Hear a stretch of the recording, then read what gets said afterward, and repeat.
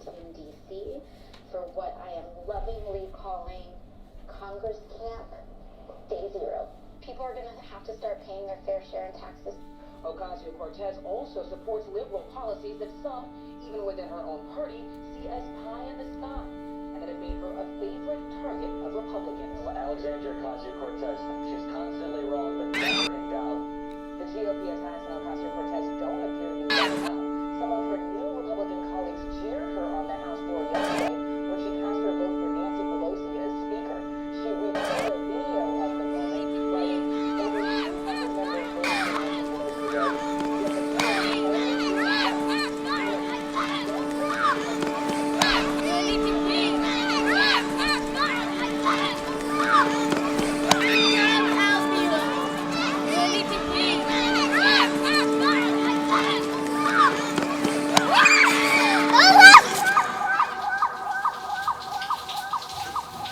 Okay. My name is Galit, and my original name was Gail. Well, it still is my name, Gail. I never really changed it legally. I was born in Brooklyn, New York in February 11th, 1955. Because one of the worst snow days. A bad snow day in New York City. Supposedly there was another child. I was one of twins, but that could also not be true because my biological mother, unfortunately, was quite delusional and bipolar. So anything she said, you have to sort of. We lived in a very integrated neighborhood, not white, like a Caucasian neighborhood. But there were Jewish people and there were Irish Catholics. And unfortunately, the Irish Catholics didn't really like the Jewish people.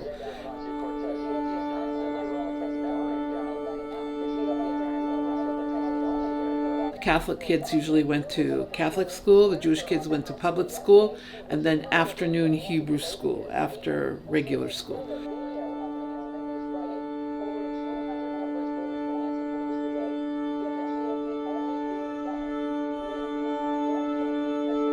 I remember there used to be, in the early years of my life, we would put the Chanukiah in the window, the electric one, and then slowly but surely it came out of the window.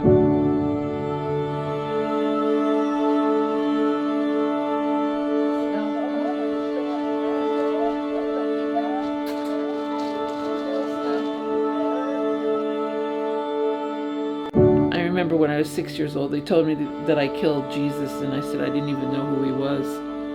So, I never met him. We're going to put you on Broadway. Can you sing and dance? You love these little fishies. But unfortunately, they're your ears. I was raised, I wasn't really raised in her home, but I lived there for 3 years. My older brother and I were taken out of the home because of gross neglect, and each of us was. You guys basically accepted it because I never hid it. You never really asked Eifo Abba or where's Abba. I started telling you that you didn't have a daddy, you had a donor, and he was a very nice man that wanted to help mommy have a family. I started telling you when you were a year old, even though you didn't understand the thing. איך קיבלו את זה בקיבוץ? Well, when one woman on the kibbutz, she's since left, when I found out I was pregnant with twins, she told me I should have them aborted. למה? How can you raise twins by yourself? If anything in those years, it was basically easier to raise children by yourself on kibbutz because there was a bet tinokot, everything was mishutaf.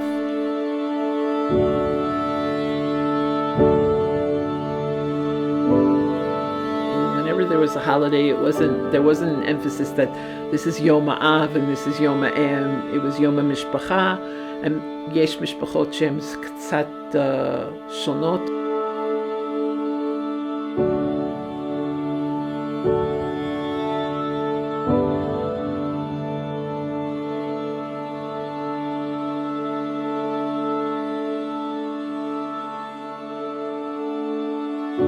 when you two were born, it was like a real chagiga on the kibbutz. It was like, oh, here we have our first set of twins, you know.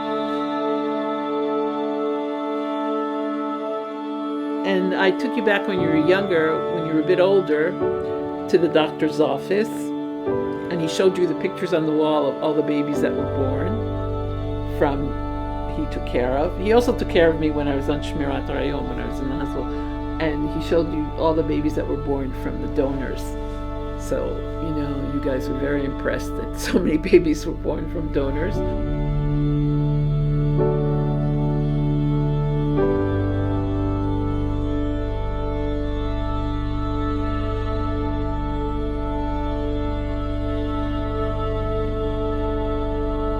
Elsie said, "You are no different from any other child in this house.